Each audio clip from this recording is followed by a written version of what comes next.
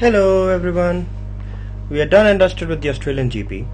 It felt so good to be back in Melbourne. We waited 3 years for this race and it did not disappoint.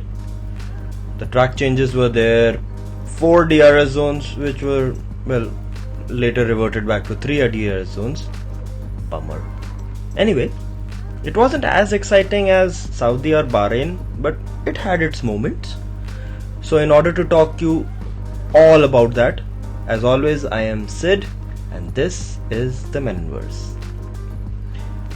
The race got off rather cleanly and we didn't need to wait much long for the drama to start, because on lap 2, Carlos Sainz, who had a terrible quali starting from P9, dropped all the way back to P13, beached his Ferrari in the gravel trap right after the exit of turn 10.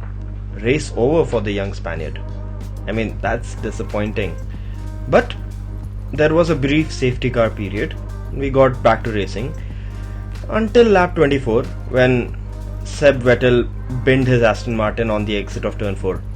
Seb was having one of his worst race weekends for quite some time now. His engine caught fire in FP1, due to which he had to miss FP2. Then he crashed out in FP3 as well. He had a huge cloud of doubt over his participation in qualifying, but the Aston Martin mechanics worked their magic and readied the car just in time for Seb to complete a quali lap. He was P18, but due to a penalty to Albon, he was promoted to P17 on the grid. There wasn't much Seb could do without some divine intervention from the racing gods. And did they intervene? They just put Seb out of his misery. Anyway, with Lance finishing just outside the points yet again, Aston are now the only team not to score a point this year. I can just imagine Daddy Stroll getting all riled up. Everything was going well. Charles was in the lead, Max was P2, Checo was P3, and it looked like Red Bull will have their double podium. But lo and behold, it had to happen, right? The race gods farted on lap 39 and Max's engine caught fire. Max just isn't able to catch a break, is he? He did report some weird smell, and the next thing we knew that he was parked on the side of the road with flames spitting out of his Red Bull. Oh gosh. Red Bull powertrains is slowly becoming Red Bull powered drains. Credits to Rahul from our Telegram group for coming up with that name. If you would like to be part of that group, we have live race discussions, banter, chit chat and more. Please do join our community on Telegram. The link will be in the description down below and you can click the card which is popping up right now. Okay, before we proceed, I have a quick favor to ask you all. If you're liking this video, please do consider hitting the like button and do subscribe if you haven't already. A staggering 62% of you aren't subscribed, and sadly you don't receive any updates from the Menonverse. Please do consider clicking that red subscribe button. It really helps us. And do share this video with all your friends and family. Done? Done? Have you done it? Thanks a lot, man. Now, back to the show. This season is becoming a bit of an uphill climb for both Red Bull and Max. If they wish to win another title, I know I said it previously that Max likes to be a hunter rather than the hunted, but he is already 46 points behind Charles in the championship, in P6. That's not good. That's behind both the Ferrari and the Mercedes drivers, and Checo as well. Not a good start for the reigning world champion, is it? Also, with Max's DNF, Red Bull have slipped by 10 points behind Mercedes in P3 in the constructors' standings. That's not looking good.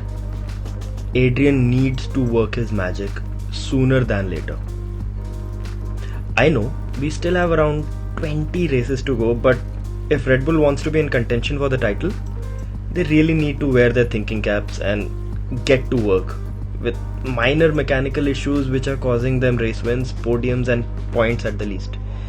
It is sad to see that the only team which is able to challenge Ferrari for pole positions and race wins is struggling so bad. But that also adds a bit of spice into the season, doesn't it? I mean, just imagine if there was no drama whatsoever.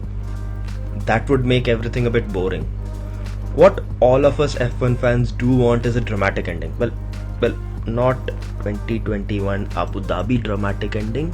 We all need to forget that. Move on. But something close to that, and non-controversial, please. But the only talking point apart from the Ferraris and the Red Bulls was the Williams. Alex Albon. I mean, what kind of strategy was he on? Williams completely forgot about him and left him out there for 57 laps on the hard compound tires. He only came in at the very end. I mean, Charles was crossing the line to win and Alex was in the pits to change onto the soft compound tires. That did allow him to finish P10 and give Williams their first points of the season, which is kudos to Williams. But that was some ballsy strategy, man. I mean, really, hats off to Williams. Very good. I'm getting a feeling Checo must have taught Albon about tire management, because Albon was the test and reserve driver for Red Bull last year, and everyone knows that Checo is a master when it comes to managing tires. So I think Albon is learning his tricks. That's very good. The race ended with Charles taking his second win of the season along with his first ever Grand Chelem. That's pole position, leading every lap of the race, race win and the fastest lap. Now, if you look at some history, since 2011 at least, every time a driver has taken a Grand Chelem, he goes on to win the title. I'm not saying that Charles will definitely win the title. For that I'm still backing Max. But can you argue with F1 facts? Maybe, maybe not.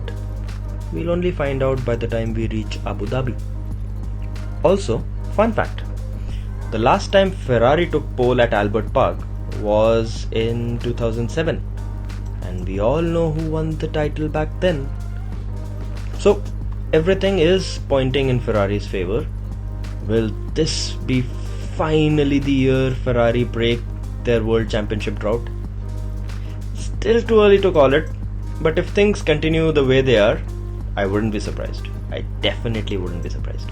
So let's have a look at the drivers' table, what happened after the Australian Grand Prix. Charles has a healthy lead with 71 points, followed by George Russell with 37. Then comes Carlos Sainz with 33 points. Checo is right up there at 30. And Lewis is in P5 with 28 points. Max is just outside the top 5 with 25.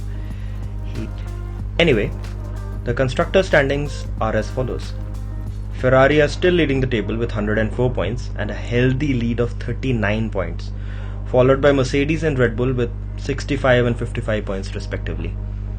McLaren are in P4 with 24 points, and it looks like they have begun their recovery process, especially after their initial troubles, bringing the cars home for a double points finish in a respectable P5 and P6. Daniel had an uneventful race today, but in front of his home crowd, what more could he ask for? Close behind are Alpine in P5 with 22 points, followed by Alfa Romeo in P6 with 13 points, Haas in P7 with 12, and AlphaTauri in P8 with 10 points. Then comes the Williams in P9 with 1 point, thanks to Alex. And rounding off the table is Aston Martin at P10 with 0 points. Well, that was all from me. See you soon at the Formula 1, Rolex, Grand Premio. Leave it. Simpler terms, I'll see you in Imola. Okay? Gosh, F1 needs to get a handle on these Grand Prix names. As always, please do press the like button, subscribe if you haven't, and do let us know your thoughts in the comment section down below. Also, if you happen to like cricket and particularly the IPL, do watch our week 2 review of the Tata IPL by clicking this card right now. And you can also use the link in the description down below. Thank you everyone. I am Sid, and this is the Meninverse. Bye, guys. Don't forget to share. Bye bye.